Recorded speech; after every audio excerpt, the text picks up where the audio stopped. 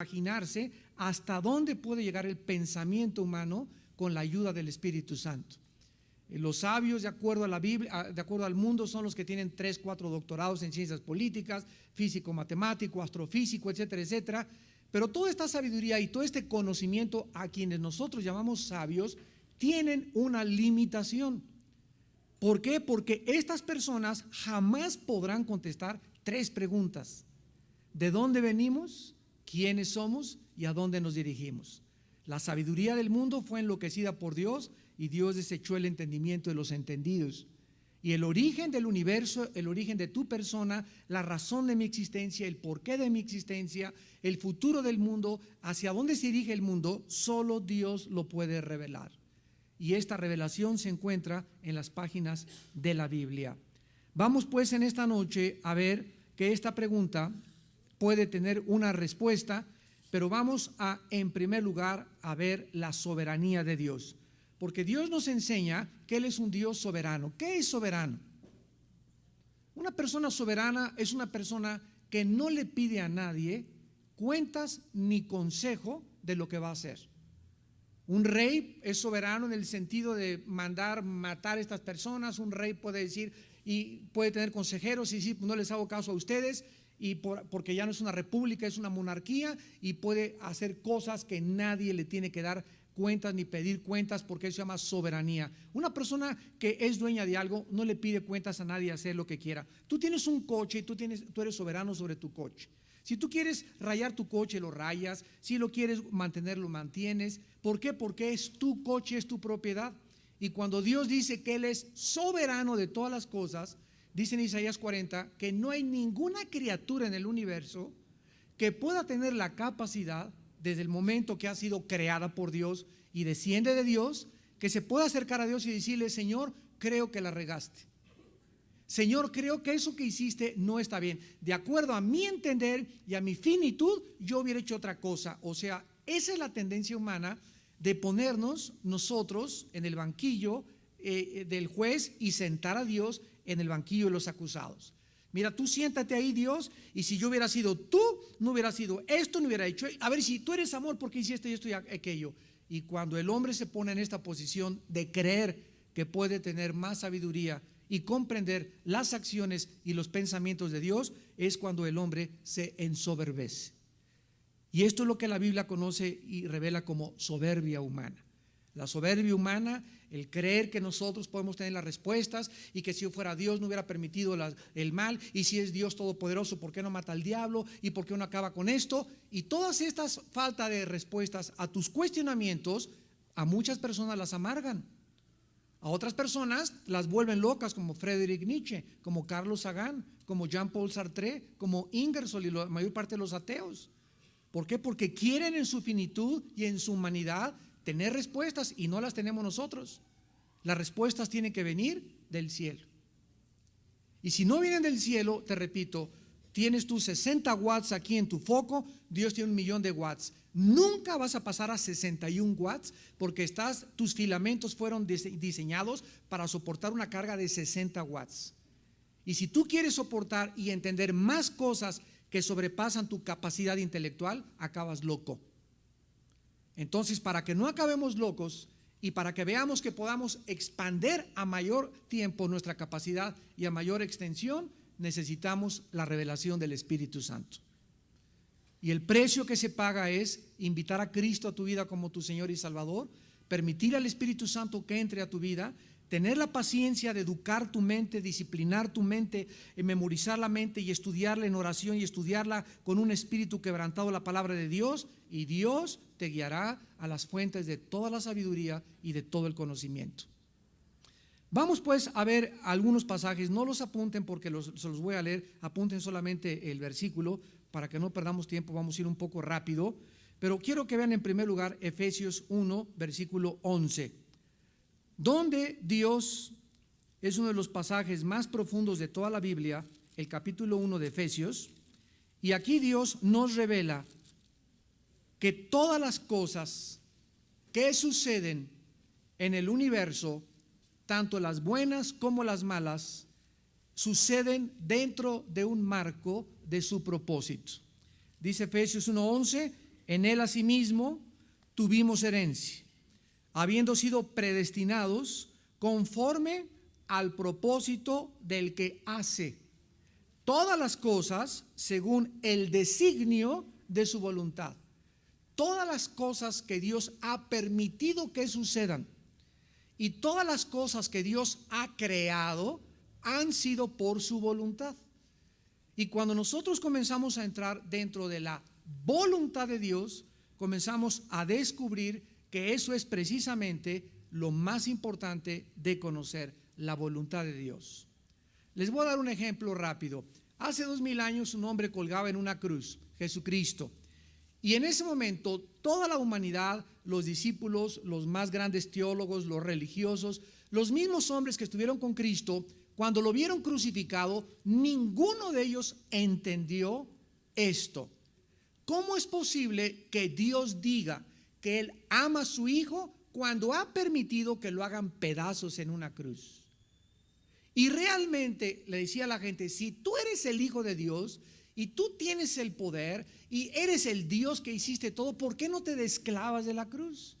Nadie tenía la capacidad intelectual ni la suficiente sabiduría ni inteligencia para en ese momento, ¿qué cosa? Entender cuál era detrás de toda esa tragedia el plan de Dios. Han pasado 2000 años y tú y yo lo conocemos. Y ahora Dios nos muestra, después de mucho tiempo, que detrás de esa crucifixión se encontraba su más grande sabiduría.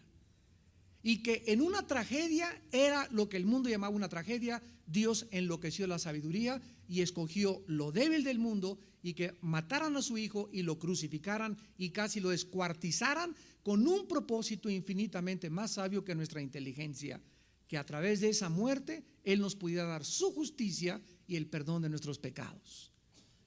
Entonces, las cosas que aparentemente son tragedias y que no entendemos, pasa el tiempo, pasan 6 meses o pasa un año, y si tú tienes al Espíritu Santo, Él te va a revelar y te vas a maravillar, vas a decir, Dios mío, es que detrás de ese, Señor, cuando hace un año le dije, ¿por qué si mi novio, Padre, yo quería a mi novio, ¿por qué me lo quitaste?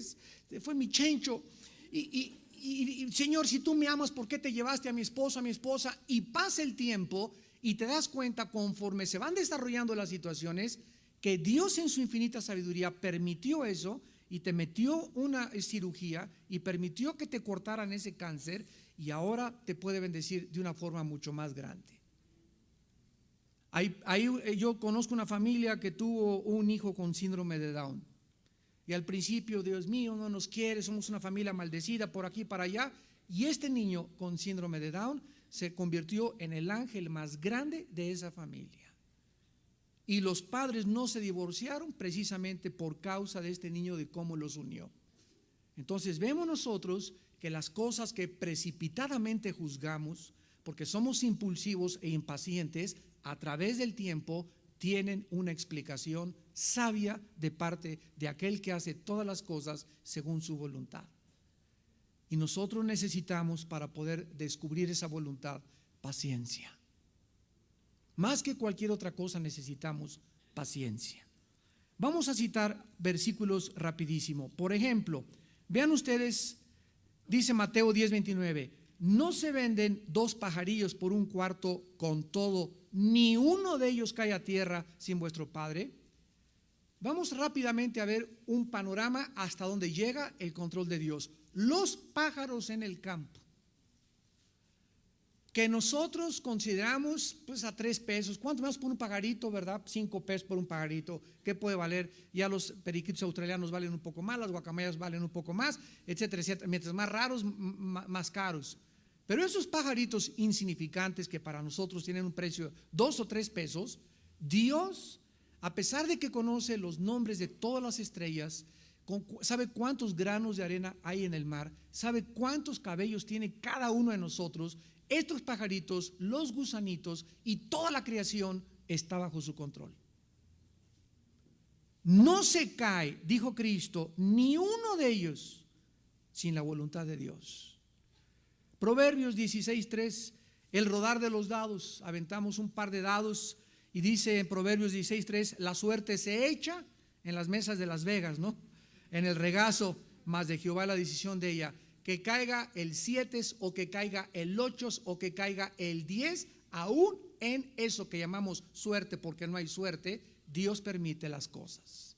La persona que se sacó la lotería, la persona que se sacó el boleto de la rifa, etcétera, etcétera. Por eso todos nosotros no debemos de entrar ahí, porque todo eso son trampas de Satanás.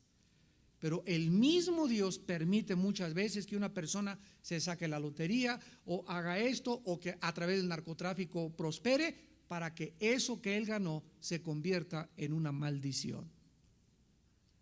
Hay muchas personas que prosperan como Elvis Presley, Michael Jackson, y Dios permite que suban, y si no hubiera permitido Dios, no hubieran llegado a donde hubieran llegado. Y lo permitió Dios, ¿por qué? Para mostrarnos a todos los seres humanos, a los ambiciosos y a los que creen que la vaciedad que tenemos la podemos llenar con el popularidad y con las mujeres y con el dinero. Esos ejemplos de esos hombres, de esos artistas, de esos políticos, que es mentira la búsqueda de la felicidad a través de eso. Por eso Dios los permite, hay enseñanzas detrás de eso. Salmo 44:11, nos entregas como ovejas al matadero y nos has esparcido entre las naciones. ¿Quién entregó a Israel como ovejas al matadero y quién los esparció? Dios. Dios lo hizo. ¿Por qué permitió Dios que Hitler? Dios permitió que 6 millones fueran asesinados. Vamos a verlo después, que el hecho que Dios permita algo no significa que sea su voluntad directiva. Entonces hay cosas que Dios permite y hay cosas que Dios dirige. Si tú entras a la voluntad de Dios y permites que Él te dirija, tú vas a hacer la voluntad de Dios. Pero si tú quieres casarte con una persona que no es cristiana y te aferras, Dios permite que no era la voluntad directiva de Dios. Él no quería que te casaras con esa persona, pero Dios lo permitió. ¿Y para qué lo permitió? Para que tú pudieras sufrir el castigo de tu propia desobediencia. Pero no era su voluntad. La voluntad de Dios entonces es directiva y es permisiva. No digas, ay, pues si Dios hubiera querido, me hubiera quitado a Chencho y no me hubiera hecho sufrir. Es que el día que Dios viole nuestra voluntad, dejamos de ser agentes libres morales. Es a donde vamos a ir poco a poco en esta serie de conferencias. Y tú vas a ir entendiendo claramente y vas a caer de rodillas y lo vas a adorar y vas a entender por qué Dios ha permitido lo que ha permitido. Dice Proverbios 21:1, como los repartimentos de las aguas, así está el corazón del rey en la mano de Jehová. A todo lo que quiere lo inclina. El faraón de Egipto, dice la Biblia que llegó Moisés. Oye, faraón, dice Dios que dejes ir a mi pueblo. Dile a tu Dios que no dijo ir a nada. Y fue Moisés con Dios. Oye, dice que no. Y le dice Dios, sí, yo lo endurecí a propósito. Entonces se queda así Moisés. Todo esto está en la Biblia y todo esto nos enseña grande sabiduría de Dios. Se queda así Moisés. A ver, espérame tantito. Déjame ver si te entendí. Me estás diciendo que vaya con él y que le diga que si no te lo vas a surtir. Y voy con él y me dice que no. Y ahora vengo contigo y me dices que tú le dijiste que no me dejara ir. ¿Se dan cuenta? Entonces comenzamos a darnos cuenta como Moisés que Señor, no te entiendo. Y entonces ya Dios a través de los años le explicó a Moisés que él había visto ya que el faraón había escogido no dejarlos ir. Y como Dios sabía que el faraón se había endurecido, lo endureció más. ¿Y por qué lo endureció más? Dios, para que cada vez que el faraón le decía no a Moisés, Dios manifestara su poder en Egipto con las 10 plagas. Esto lo explica Romanos capítulo 9. Entonces nos damos cuenta que de las cosas que aparentemente no entendemos, Dios tiene razones poderosísimas para hacer las cosas que Él está haciendo.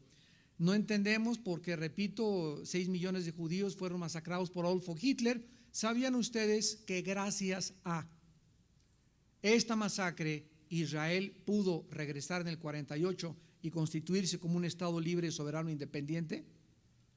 ¿Qué le estoy diciendo? Que si el mundo no hubiera visto la masacre que los judíos sufrieron, nunca el mundo se hubiera compadecido de los judíos.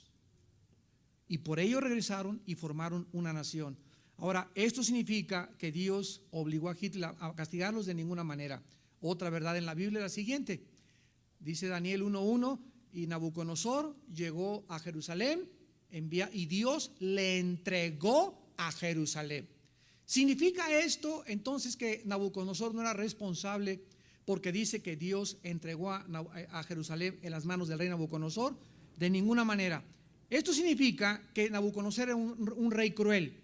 Por otro lado, el pueblo de Dios necesitaba una disciplina.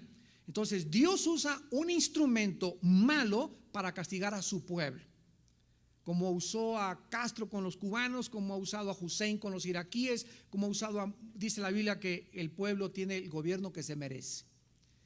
Entonces nos damos cuenta que Dios usa a Nabucodonosor para castigar a los judíos son castigados, pero al mismo tiempo Dios castiga también a Nabucodonosor por haberle hecho lo que les hizo a los judíos. Dios castigó a Hitler y Hitler sin ningún lugar a duda está en el infierno.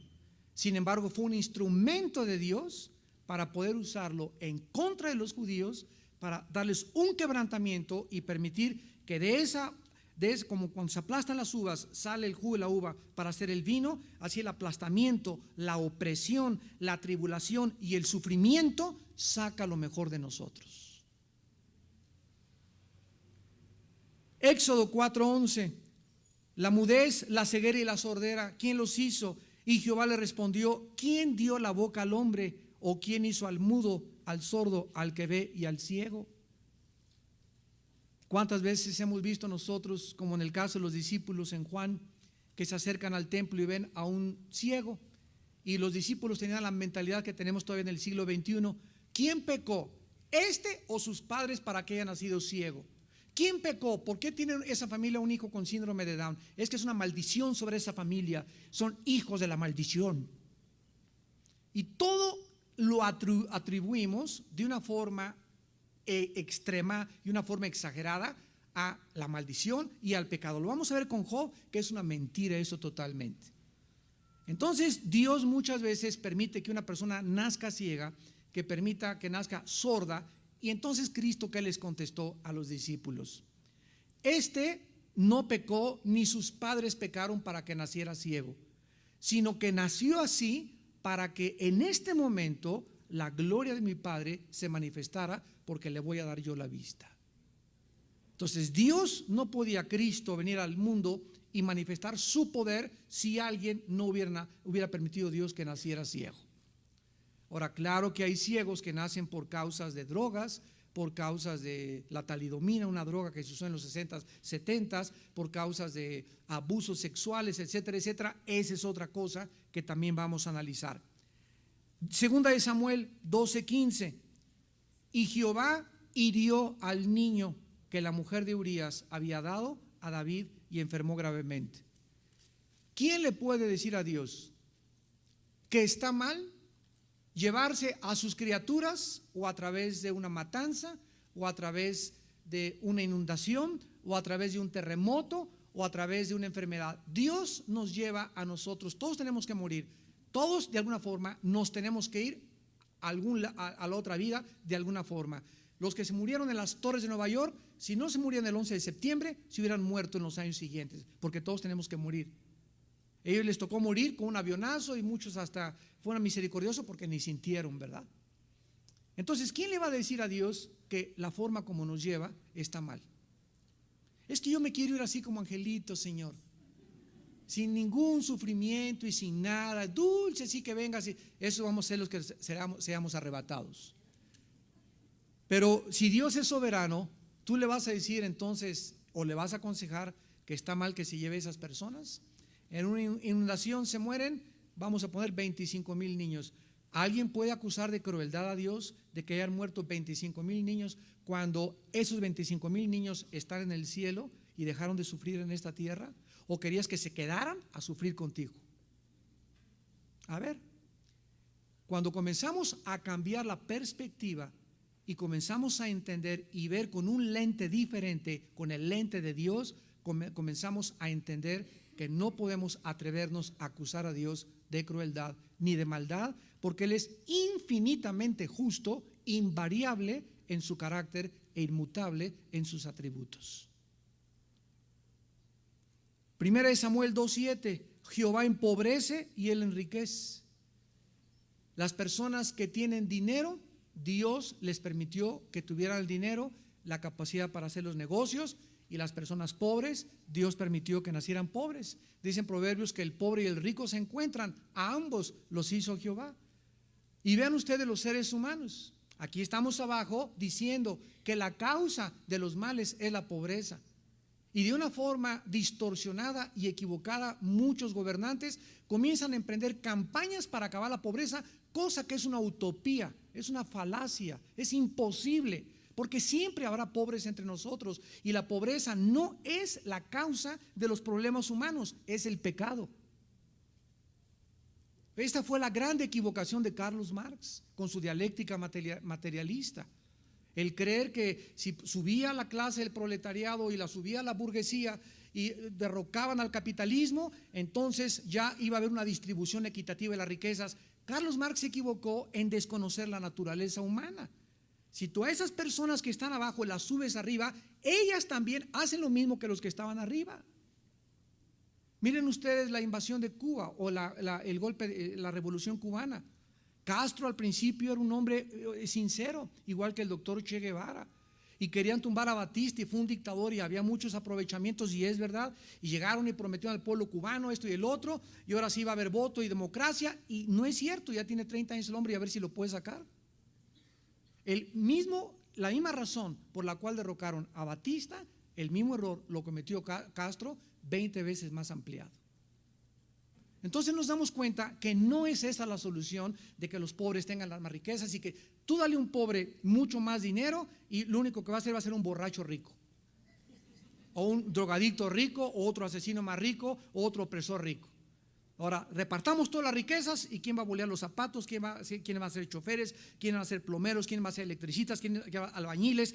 Si no hubiera una distribución perfecta en el mundo de unos que sirven y otros que son servidos, no podríamos nosotros ni siquiera tener el mundo que tenemos. Ahora, si tú crees que el rico es más feliz, te equivocas totalmente. La Biblia nos dice lo contrario. Pero vean ustedes cómo juzgamos los hombres equivocadamente.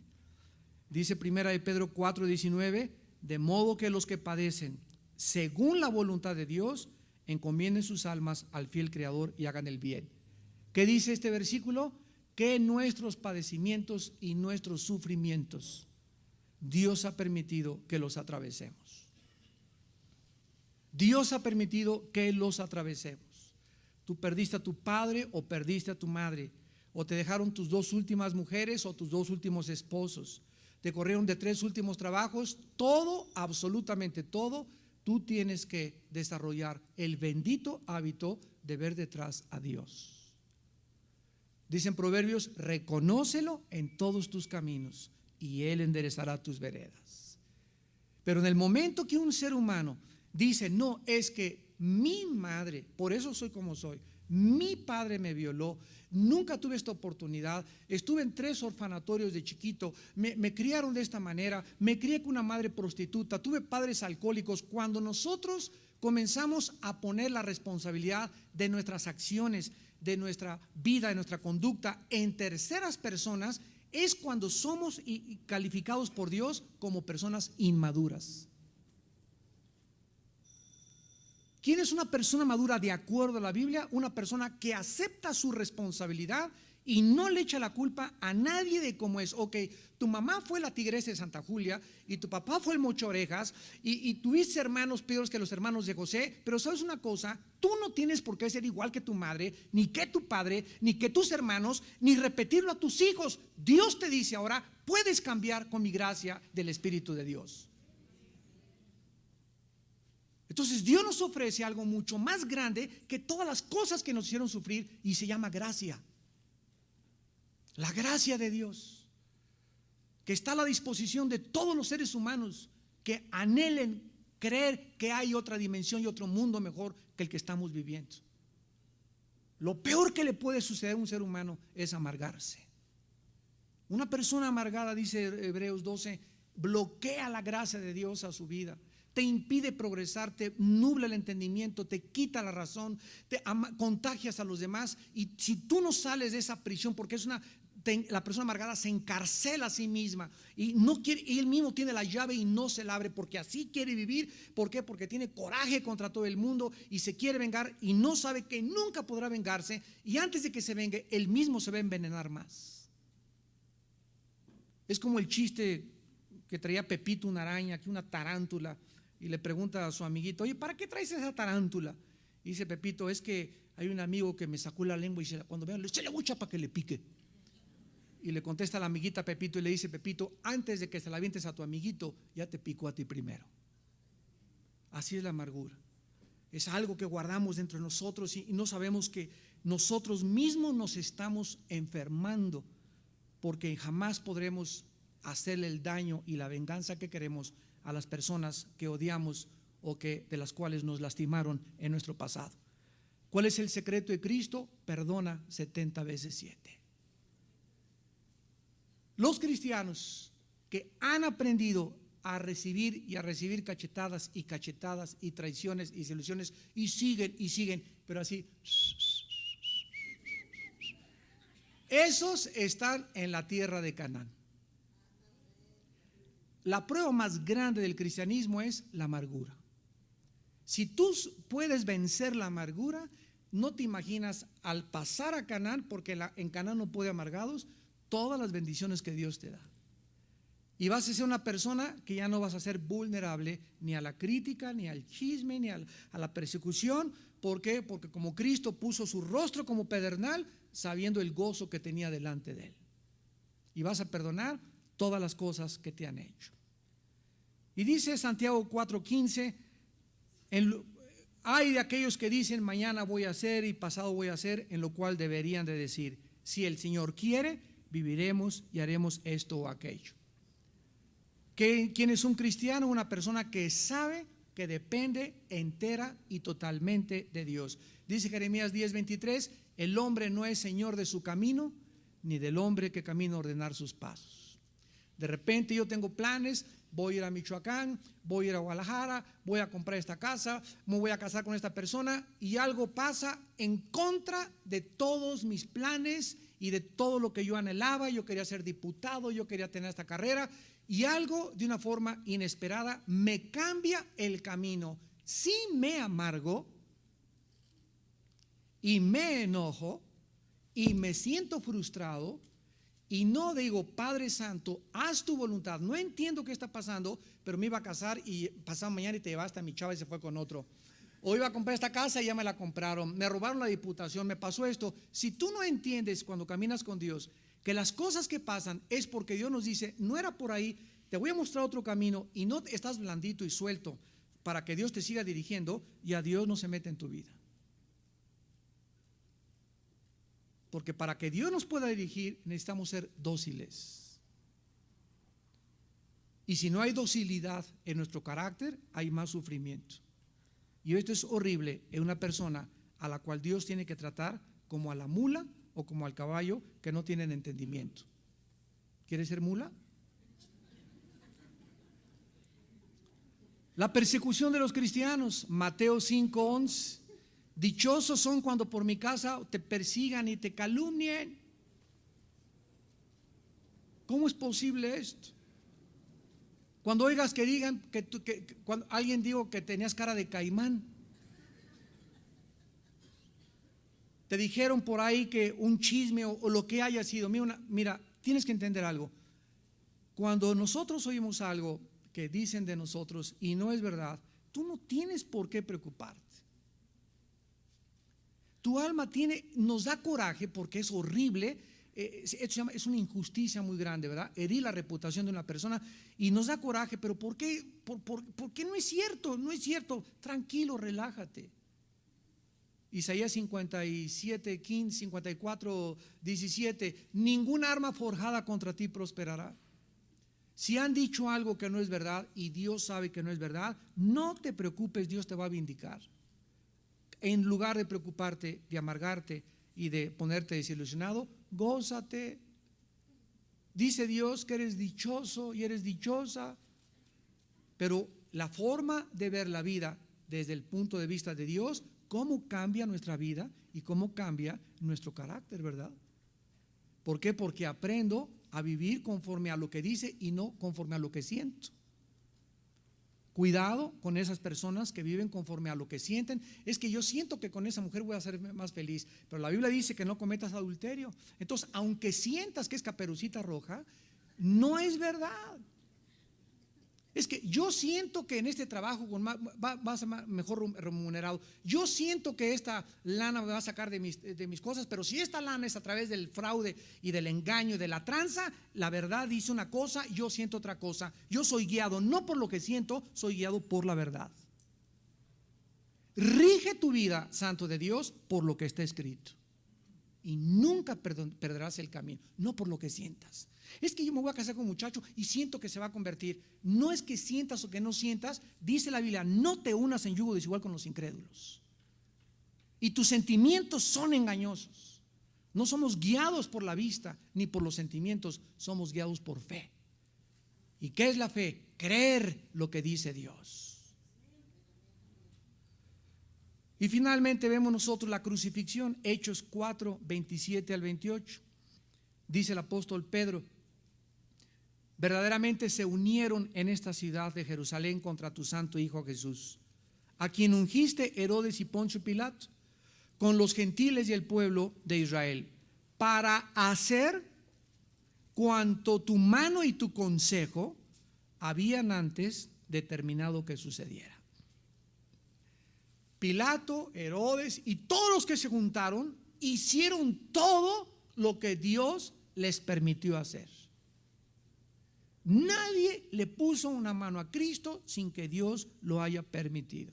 Pero al mismo tiempo que Dios permitió y llevó a cabo la crucifixión de Cristo, al mismo tiempo sus verdugos fueron condenados en el infierno. Y esta congruencia entre lo que Dios permite y la responsabilidad humana es lo que va a ser el centro y el meollo de toda nuestra serie. Por eso les dije que estos estudios les van a fundir los fusibles a los nuevos en Cristo. Los que no son en Cristo ni papa van a poder agarrar nada, ¿verdad? Y otros cristianos van a decir: no entiendo. Oye el cassette dentro de 2-3 años y lo vas a entender. Ahora, muy bien, vamos a comenzar a contestar preguntas. ¿Significa entonces todas estas cosas, que el que avienta los dados se saca la lotería, el que se casó equivocadamente, el que hizo un negocio, los terroristas, Dios los mandó contra el World Trade Center? ¿Significa todo esto que Dios es entonces el creador del mal? Vamos a ver qué dice la Biblia. Dice Deuteronomio 32, en primer lugar, versículo 5. Y vamos a ir quitando incógnitas para limpiar nuestro camino y ver más claramente. Deuteronomio 32, versículo 5. La corrupción no es suya, de sus hijos es la mancha, generación torcida y perversa. Eclesiastés capítulo 7, versículo 29. Dice Salomón, Eclesiastés 7, 29. He aquí solamente esto he hallado, que Dios hizo al hombre recto, pero ellos buscaron muchas perversidades. Vemos nosotros que de hecho Dios usa el mal de la humanidad para lograr sus propósitos, pues si Él no estuviera al control de todo lo que sucede, el universo sería un caos. Pero el hecho de que Dios esté usando el camino desviado y la maldad que entró al universo no autoriza a nadie para decir que Dios es el creador y el autor del mal. Y les voy a explicar esto poco a poco. Cuando Dios creó a Satanás, lo vamos a ver en la próxima clase, cuando Dios creó a Satanás, creó a un ser, dice la Biblia, que no existe en el universo ni un querubín, ni un serafín, ni un ángel, ni un ser viviente más perfecto, más sabio, más bello, más hermoso, más dotado de sabiduría e inteligencia que Lucifer. Así era el nombre original de Satanás, que significa el que porta la luz, Luzbel, Lucifer. Pero al mismo tiempo, cuando Dios creó a Lucifer y Lucifer estuvo tan cerca de Dios, Dios no creó a Lucifer un ser que no tuviera la posibilidad de rebelarse contra él. De otra manera, Lucifer hubiera sido un robot. Cuando Dios creó a Adán y Eva, eran seres perfectos. Dios creó al hombre recto, pero existía dentro de Adán y Eva la posibilidad de que ellos pudieran enfrentarse al mal, para que ellos pudieran escoger entre este camino y el otro camino. De otra manera, Dios hubiera creado una raza de robots. El hecho que Dios haya permitido en el ser humano la libertad fue el riesgo que Dios tomó, porque Él sabía que al darle a sus criaturas la oportunidad de escoger, habría una rebelión. Dios anticipó todo esto que iba a suceder en el universo. Pero si no lo hubiera permitido, hubiera sido un universo donde todos amáramos a Dios. Te amo, te amo, te amo, nada me dan cuerda porque no tengo sentimientos ni la capacidad. Para que haya libertad tiene que haber un libre albedrío entre un camino y el otro camino. Si no, no hay libertad. Una libertad coartada que solamente sea hacia un lado no es libertad. Entonces, si tú no tienes la capacidad de escoger y de determinar el bien y el mal, no eres un agente moral libre. Y esto es lo que nosotros tenemos que entender. Vamos al libro de Job. Job. Y vamos a terminar con el caso de este hombre, porque tampoco debemos asumir que siempre que ocurre, como dijimos, una tragedia o un desastre, ya me chocaron mi carro, estás bajo maldición. Se fue mi esposa, te cayó el juicio de Dios. Cuando nosotros nos adelantamos y comenzamos a erigirnos como jueces, donde creemos que tenemos la capacidad para poder decir que lo que le sucedió a esa persona fue por esto y por eso y por aquello, en ese momento Dios está a disgusto con nuestra vida y nuestro carácter. Tenemos que tener mucho cuidado para no caer en la trampa en que cayeron los amigos de Job. La serie de tragedias que le sucedieron a Job reflejan la hostilidad y el odio y la animosidad de Satanás en contra de nosotros como su pueblo. Job era un joven, una persona, versículo 1, Job capítulo 1, versículo 1, era un hombre perfecto y recto, temeroso de Dios y apartado del mal. Escuchen, estas 4 características no significa que Job fuera como Jesús. No significa que Job no fuera un ser humano, porque la perfección o la palabra perfección en el hebreo y en el griego teletastai o teleios significa maduro en cuanto a su humanidad. Porque dice en Efesios 4, hasta que lleguemos a la estatura de un varón perfecto, Cristo Jesús, y eso será en el cielo. Entonces no podemos nosotros entender ni comprender ni resumir que esta madurez era de un hombre perfecto. ¿Cómo lo sabemos? Porque a través de todo el libro de Job encontramos a Job enfrentando una calamidad de perder su familia, perder sus hijos, perder sus propiedades, y además de toda la pérdida que él tenía, perder la salud. De la punta de los pies a la punta de la cabeza, una plaga hasta su coronilla. Y en toda esta desesperación, 3 o 4 veces en el capítulo 3, el capítulo 4, Job le dijo a Dios: Padre, ¿por qué mejor no abortó mi mamá? ¿Cuál fue la razón por la cual vi la luz? ¿Para qué nací? ¿Por qué todas estas desgracias que me han pasado? ¿Cuál es la razón de mi existencia? Entonces Job expresó algo que es humano, y Dios no se enoja porque tú le digas: Padre, ¿por qué me pasó esto que me pasó? Pero fíjate, otra expresión: ¿por qué me pasó esto? Dime por qué. ¿Te fijas? Aquí estamos diciendo las mismas palabras, pero con diferentes actitudes.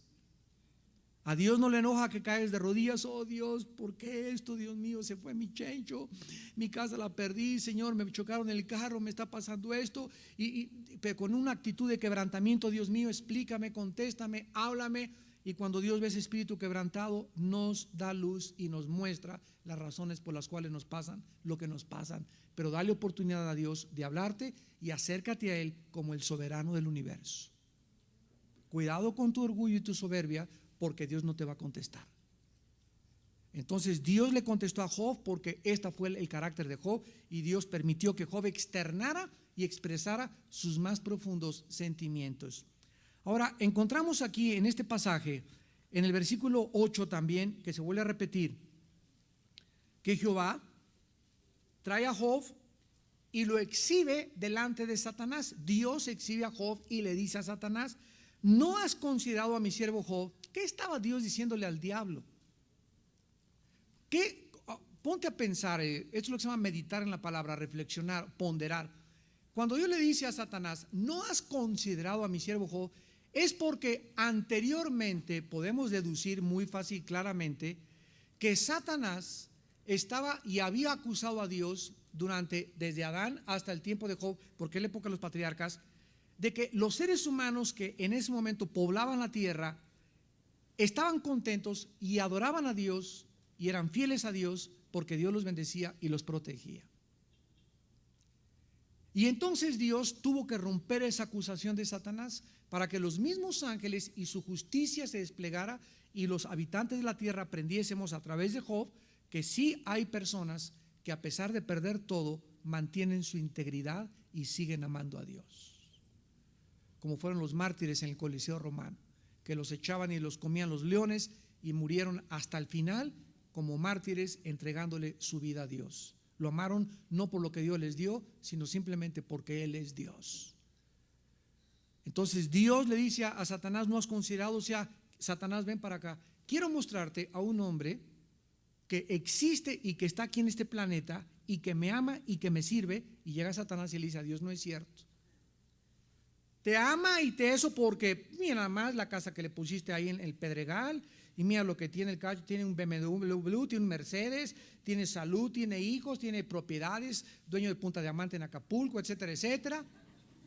Pero a ver, quítale todo y vas a ver si no comienza a renegar de ti. Y esto se cumplió en la vida de Job. Todo este mal le vino a Job, no vino de Dios, vino de Satanás. Pero Dios estaba ejercitando su control soberano y poniendo límite a las acciones de Satanás. Veámoslo en el versículo 12. Job 1:2. Y dijo Jehová a Satanás: he aquí, todo lo que tienes está en tu mano, solamente no pongas tu mano en él. ¿Se dan cuenta? Satanás no puede hacer nada a nosotros si no se lo permite Dios. Si algún demonio entra a tu vida y te comienza a causar problemas físicos o problemas mentales, es porque Dios se lo permitió. Pero la pregunta es: ¿por qué se lo permitió Dios? Porque cuando Dios permite un ataque demoníaco a nuestra vida, la mayor parte de las veces es a través de una disciplina. Hay excepciones como Job y Pablo. Pablo no cometió ningún pecado, 2 Corintios 2, pero un demonio, un mensajero de Satanás, le fue enviado por Dios para mantenerlo humilde. Una enfermedad que Dios le permitió que llevara este hombre. Entonces, ¿cómo sabemos cuando Satanás me está atacando por mis pecados? Síganme con cuidado para terminar. ¿Y cómo sé cuando Satanás o sus demonios me están atacando por un juicio? Escucha, cuando Dios permite que el diablo me haga algo, porque Dios va a sacar algo mejor de mí, siempre tendré paz. En medio de la enfermedad, en medio del accidente, en medio de todo, mi alma está tranquila, mi alma está calmada. No tengo vergüenza, no tengo culpa, porque sé que mi relación con Dios es vertical. Cuando es del enemigo, inmediatamente me amargo, pierdo mi paz, comienzo a vivir intranquilo, comienzo a blasfemar, comienzo a criticar, y ahí me doy cuenta que es obra del enemigo y mi vida está en manos del enemigo. Porque la sabiduría que desciende de lo alto, Santiago 3, es primeramente amable, llena de buenos frutos, pacífica y llena de misericordia. Pero donde hay celos y contención y gritería, ahí hay toda obra terrenal, animal y diabólica. Oremos. Señor, te damos gracias por guiarnos con tu espíritu en tu palabra a la verdad que existe en Cristo Jesús, tu Hijo. Porque en Jesucristo se encuentran todos los tesoros de la sabiduría y del conocimiento. Te damos gracias, Señor, por humillar nuestro intelecto, por aplastar nuestra inteligencia. Porque tú mismo, Señor, te ríes de nuestras conclusiones filosóficas absurdas y soberbias. Te damos gracias, Señor, porque Jesús vino al mundo a enseñarnos la humildad, la obediencia y la sujeción a tu voluntad. Para que aprendamos a caminar en la vida, Señor, dependiendo siempre de ti. Para que poder seguir siendo guiados por tu mano.